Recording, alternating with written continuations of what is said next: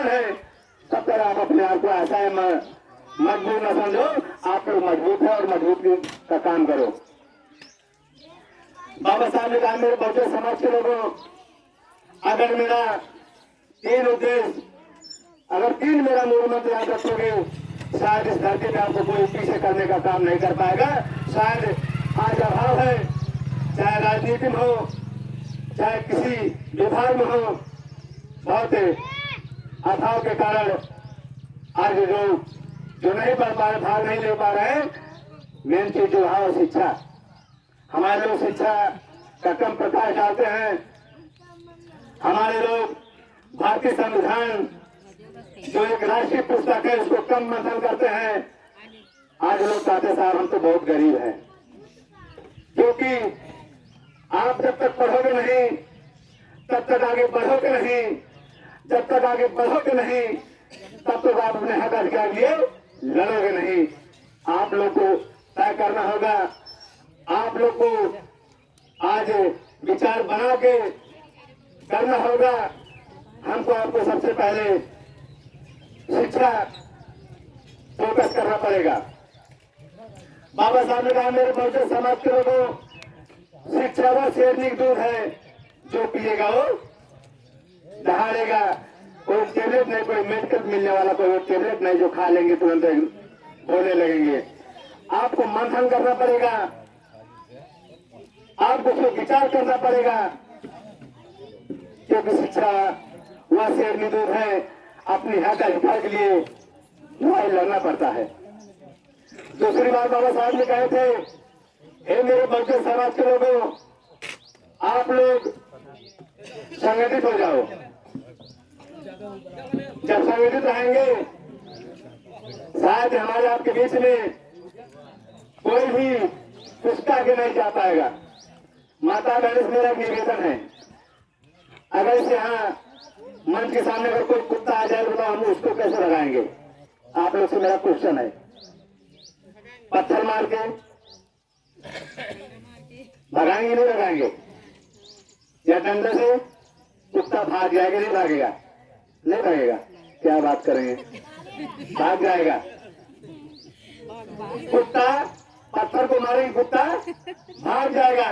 लेकिन उसी पत्थर उठाकर किसी मधुमक्खी छत्ते मारी तो बताइए कौन भागेगा? आप लोग से मेरा प्रश्न है। यानी पत्थर मारने वाला भागेगा, क्योंकि बाबा साहब ने कहा था जब तक आप संगठित नहीं रहोगे एक एक करके मारे जाओगे। मेरी बात को मान लीजिए। आप लोग अगर आप संगठित रहेंगे, मधुमक्खी छत्ते जैसा मधुमक्खी अगर जैसे बंद कराएंगे, शायद हमको आपको अगर ऊपर प्रहार करने वाला, हमारे आपको हमला करने वाला, उसको ऑटोमेटिक हम लोग भगा देंगे, नहीं भगाएंगे। क्योंकि हमको आपको मधुमक्खी जैसा बनना होगा। ये बाबा साहब ने कहा था, बाबा साहब निशाने था। आज लोग कहते हैं बाबा तेरा निशाने था ना, हम लोग मिलकर करेंगे होगा। लेकिन मिशन के बारे में सर्वे किया जाए, बाबा साहब के किसी को मिशन को कारण पता नहीं है, उनका उद्देश्य, उनका मिशन क्या था। बाबा साहब ने कहा, मेरे बहुजन समाज के लोगों, आप लोग संघर्ष करो। लेकिन धन हो बड़े भाई डॉक्टर चंद्रशेखर आजाद जी, आपके दिल से मैं सैल्यूट करता हूं। अगर आपने पूरे भारत में अगर भी हमारे भारतीय कमीशन अगर न बनाया होता, हम जैसे नौजवान साथी इस संविधान की बदौलत आज हम लोग कितना प्रताड़ना झेलना होता। धन्यवाद चंद्रशेखर आजाद जी। आज भाई चंद्रशेखर आजाद जी के जाबाज सिपाही, न दिन को दिन समझने वाले, न रात को रात समझने वाले, अपनी जिंदगी और मौत की परवाह न करते हुए इस बहुजन समाज की लड़ाई लड़ने का काम कर रहे हैं। अभी भी समय है, अभी भी समय। आप लोग जाग जाओ।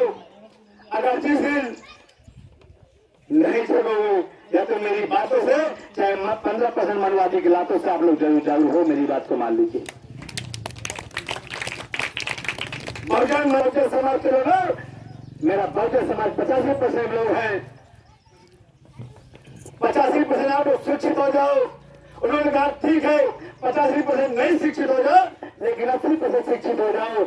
और 5% ऐसे लोग हो अपने हाथों में बड़े बड़े लोग हथियार लेके चलो, क्योंकि 80% आपका सुरक्षा और रक्षा करने के लिए आप लोग तैयार हो जाओ। एक समय ऐसा था, हमारे भारतीय संविधान निर्माता बाबा साहेब के छोटा बच्चा घर में में मरा पड़ा हुआ था। हे माता जी थोड़ा शांत हो जाओ, 2 मिनट समय देंगे। घर में उनका छोटा बच्चा मरा पड़ा हुआ था, जो कि उस माँ के लिए कफन के पैसे नहीं थे। जरा सोचिए उस माँ की पीड़ा क्या हुई होगी, उस माँ का दर्द क्या हुआ होगा। अपना साड़ी के पल्लू फाड़कर उस बच्चे को